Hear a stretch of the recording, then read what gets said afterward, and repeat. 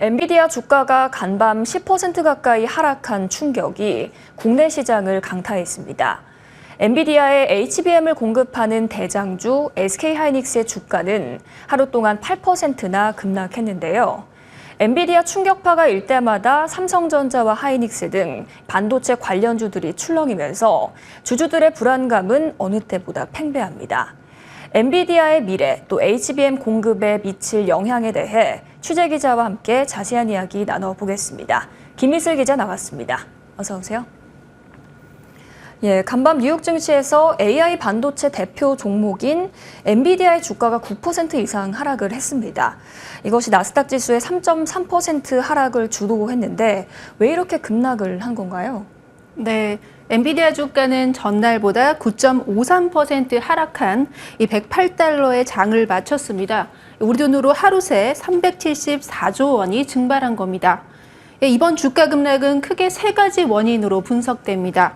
우선 이 미국의 8월 제조업 지수가 기대에 미치지 못하면서 이 미국 경기 침체를 놓고 논란이 재점화됐습니다. 이 다음은 미국 법무부가 엔비디아 반독점법 이 위반 혐의 조사를 위한 소환장을 발송한 것도 악재였습니다. AI 반도체 시장 80% 이상을 점유하는 엔비디아가 이 그간 높은 시장 점유율을 바탕으로 70%대의 매출 총이익률을 기록해온 만큼 이 독점 이슈는 지속 가능합니다. 이 마지막으로 엔화 강세, 이 대장주 엔비디아가 엔캐리 트레이드 청산에 타깃이 됐다는 분석입니다. 이로 인해 우리 삼성전자와 SK하이닉스 주가도 쇼크였죠. 맞습니다. 오늘 개장과 동시에 이 삼성전자 주가가 6만 원대로 주저앉았습니다. 이 장중 6만 원대로 떨어진 건 약 10개월 만인데요. 이 장마감 7만 원으로 겨우 턱걸이했습니다. 이 삼성전자가 엔비디아의 5세대 HBM인 HBM3 8단 제품 공급을 시작했다는 일종의 희소식이 나왔지만 이 결과적으로 미 증시 쇼크에 묻혀버렸습니다. 이 SK하이닉스도 전날보다 8% 하락한 15만 4,800원의 거래를 마쳤고 이 HBM 본딩 장비를 납품하는 한미 반도체도 7% 하락하는 등 이 반도체 소분양 역시 급락하는 모습을 보였습니다. 이 탓에 코스피 지수는 83.83포인트 내린 2,580.8로 마감했습니다. 이 전문가들은 미국 대선 전까지 이 당분간 변동성이 큰 장세가 이어질 것이라며 이 투자에 주의가 필요하다는 제언을 내놓고 있습니다. And then we have this, kind of looming uncertainty about the election. But if things, start to heat up, that could also start to cause, more uncertainty. 올 초까지 증시 상승을 주도했던 반도체주의 열기가 한풀 꺾인 모습인데요.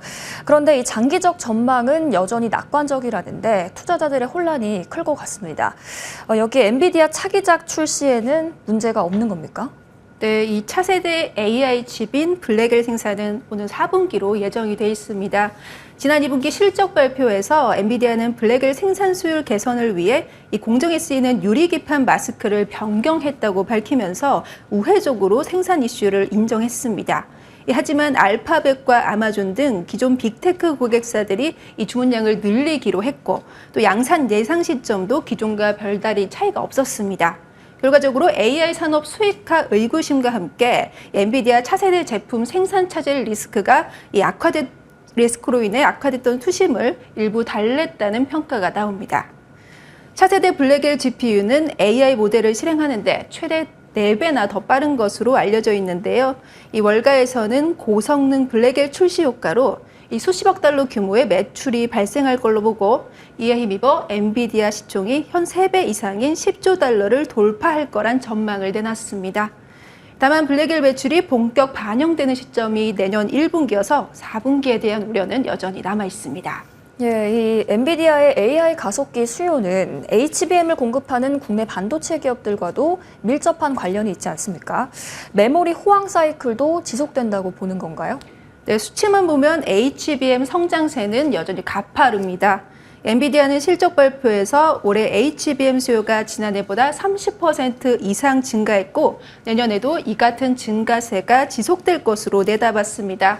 이 시장조사 업체 가트너도 글로벌 HBM 시장이 2023년 11억 달러에서 2027년 51억 7천만 달러에 이를 것으로 전망했습니다.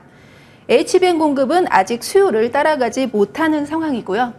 특히 HBM 세대가 발전하면서 이 훈련 추론용 AI 서버에 탑재되는 평균 채택 숫자가 더 늘어날 걸로 전망되고 있습니다.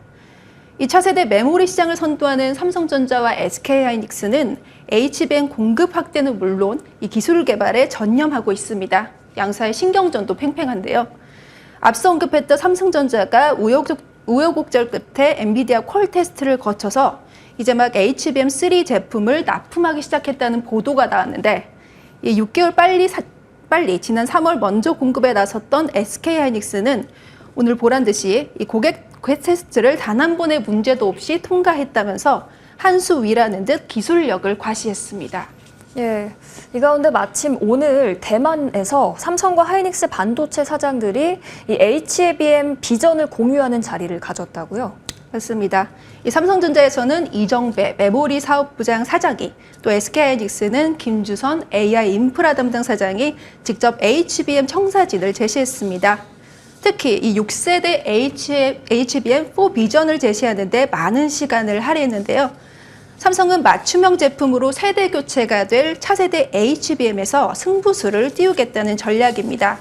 최근 HBM4 개발팀을 신설하기도 하고 이 첨단 패키징 사업팀 인력을 재배치해서 HBM4 역량 강화를 위한 조직 재정비에 나섰습니다.